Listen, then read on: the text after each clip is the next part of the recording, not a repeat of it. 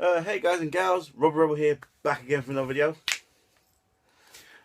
Mark Newton went home this morning, so I had the place to myself again. Proper depressing. So I managed to finish reading last week's polls. So I'm just going to review them for you today and just give my thoughts on where things are going now. So just jumping in, guys. Guardians Team Up issue 2, right there. In all honesty, I don't know how this is fitting in with current storylines when it comes to the Avengers and Guardians of the Galaxy. Well, we left off issue 1 where everyone got blown up. And issue 2, in issue 2, Gamora's been kidnapped by the Kree that was chasing the Guardians. And we find out that the captain is Nebula, and Nebula's got this vendetta against Gamora, I think, or Gamora, or Nebula wants to hire Gamora, something to take on Thanos. I'm not entirely sure. I can't remember. I read this last week on the Saturday when I got it, and then I think I've just completely forgotten how or what's happened here.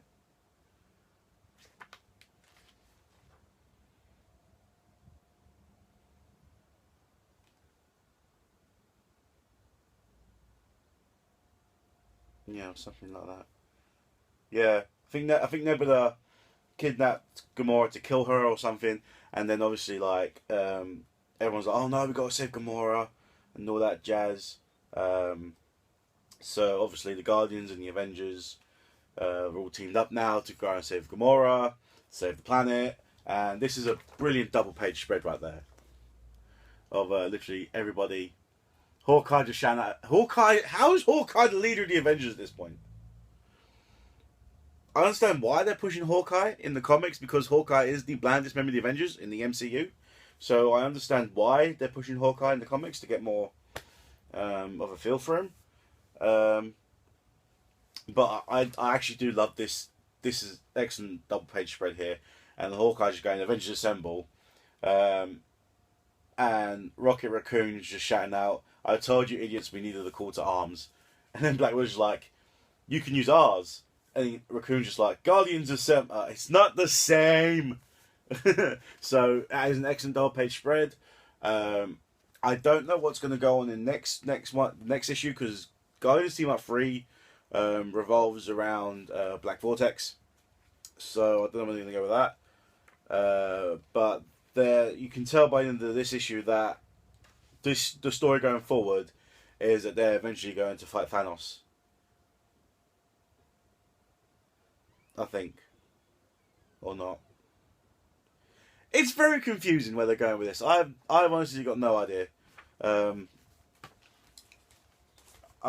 In all honesty, where they're going to go with this, but I'm still going to pull it because I'm still a Guardians fan.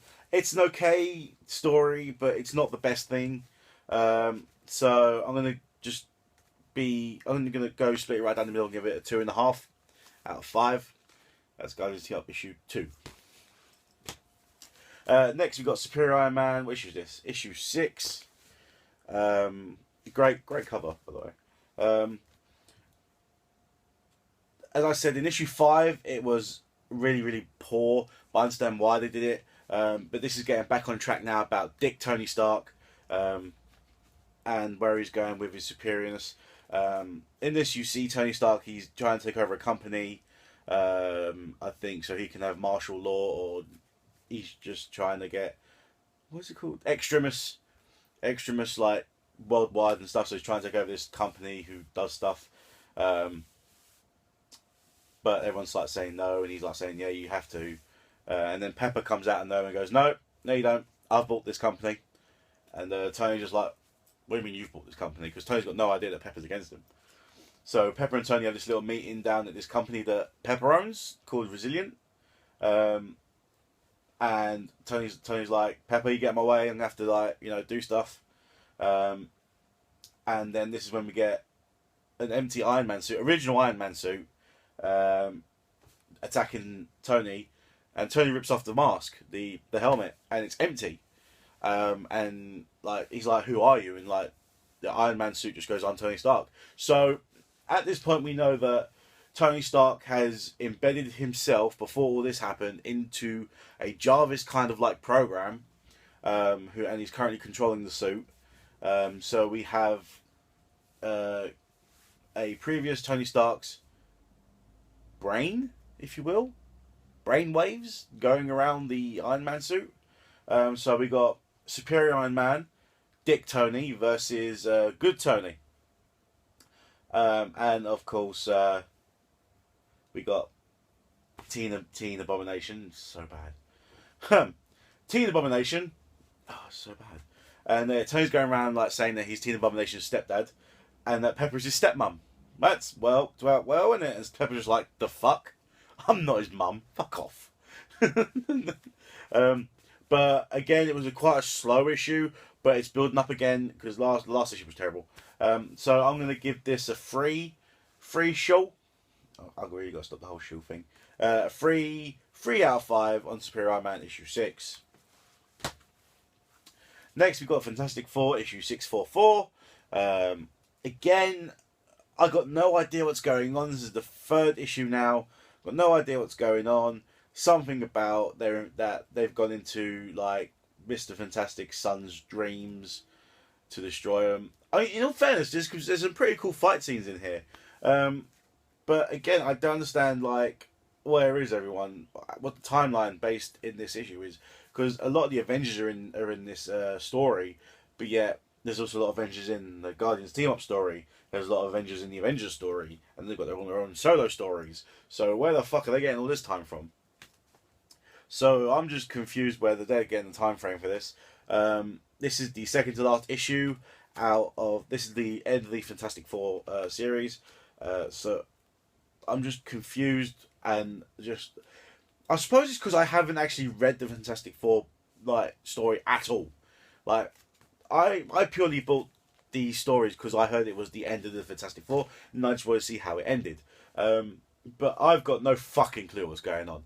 So, you know, it's probably going to be my ignorance about it, but I'm going to give it a 1 out of 5 because I have no fucking clue.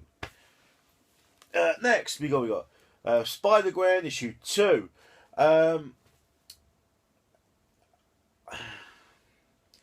I had high hopes for this, but I don't know where they're going. I mean, it's in my head, but I can't get it out. I'm not really doing a good review this week. I mean, obviously, I'm going to give Spider-Gwen more time because it had a lot of hype. I think because there was too much hype around Spider-Gwen, the expectations were too high, and I'm not really digging it.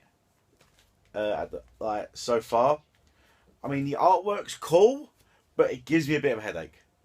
And I understand that they need to sell Spider-Gwen's story and everything, but the story is exactly the same as Peter's, but reversed. So they're telling it. So it's essentially the beginning of Spider-Man, but just Gwen in the role. I mean, like they're just showing her at the moment the troubles of like being a teenage girl, but being Spider-Gwen as well, and obviously how that relationship affects her dad, because Captain Stacy knows that Gwen Stacy is Spider-Gwen, and she keeps on like being sloppy about how she does things, and she keeps on nearly getting caught out, but her dad's got to like try and like weasel her way out of it. But I did tell you what was good about this. We find out that Matt Murdock is actually working for the Kingpin, and he's actually a bit bastard, and he's evil. So Daredevil's actually evil in this, which is kind of weird. And we do see the return of Spider-Ham, which is always good, even though he is a hallucination in Spider-Gwen's mind, which is weird. But it's not gripping me as much as I thought it would grip me. This is a horrible cover, by the way. So I'm going to give it a 2 out of 5 for Spider-Gwen. Again with the terrible issues this last week. What's going on? Suicide Squad issue 8. All we learned this week is that Black Manta doesn't want to be in the team anymore, and just no one wants to do anything anymore because they're just like keeps on like fucking up, and no one seems to care. And yeah, like, I think that's like the image that they're trying to sell on the cover, that everyone's breaking down in the team, because everyone's just like falling apart on that cover. So I think like everyone's just having a breakdown because nothing's getting done, no one's solving anything, no one's telling anything what to do. They all literally just go do this with no planning, no anything. It's like, if you die, oh well, fuck you. And they're just like, well, why? What the hell, you know? So like, I think they're starting to like internally combust in the team, and they were just like faffing. It's proper filler. Again, 2. I'm gonna give it a 2 out of 5. What is wrong with me this week? Wow. Yeah, last. Next we got the Female 4 issue 6. Again, this is a good. Was it though? Was it good this week? I mean, like, all it is Thor, actual Thor, male Thor. He's going around all the females he suspects is female Thor, and he's questioning them. And we actually don't see female Thor at all in the entire thing. What we do see though is Malekith and the Roxxon. I think it's Roxxon. Him, they're forging a deal to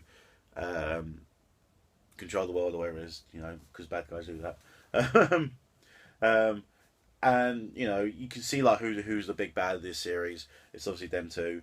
But the main part of this is just Thor going around the realms, questioning females he suspects are female Thor without any luck. But you do see Freya slap Odin round the face because he's being a bit of a bellend. Because he wants the hammer back, and he doesn't care who. He doesn't care who this female Thor is, because he has the hammer. She has the hammer.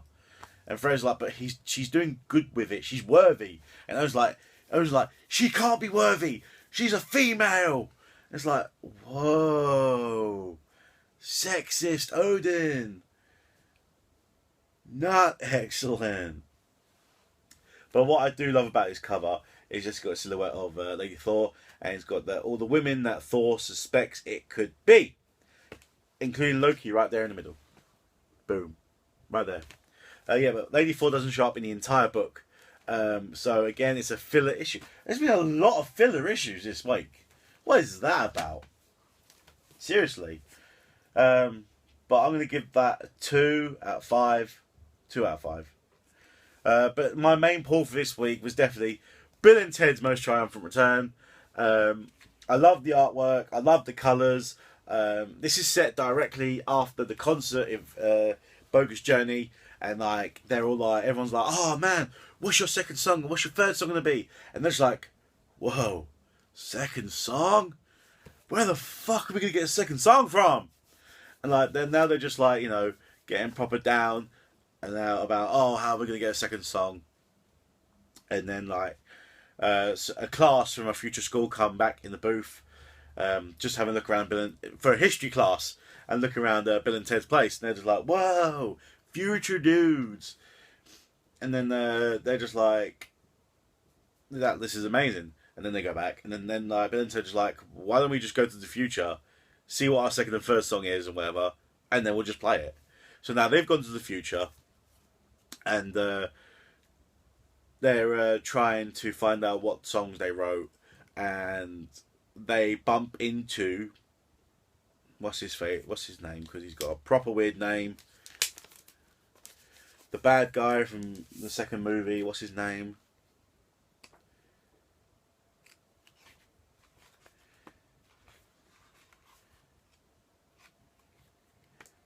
Come on. Dinomalos. Yeah, Dinomalos. They've gone to a time where Dinomalos is actually still in high school. And they're like, oh wow, okay. No way. Actually, there's no way.